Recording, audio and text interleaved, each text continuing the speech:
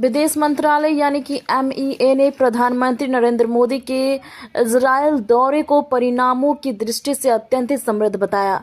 MEA ने कहा कि दौरे ने दोनों देशों के बीच कई क्षेत्रों में द्विपक्षीय सहयोग और मजबूत किया है, जिसमें रक्षा, विज्ञान, प्रौद्योगिकी, कृषि, ऊर्जा और अंतरिक्ष जैसे महत्वपूर्ण क्षेत्र शामिल हैं।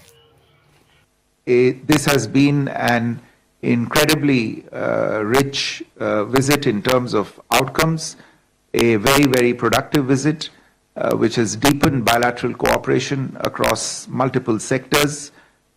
It underscores the commitment of Prime Minister Modi in particular to harness technology and innovation for inclusive growth, and the commitment of both leaders to make the bilateral special strategic partnership for peace, innovation and prosperity more productive and impactful.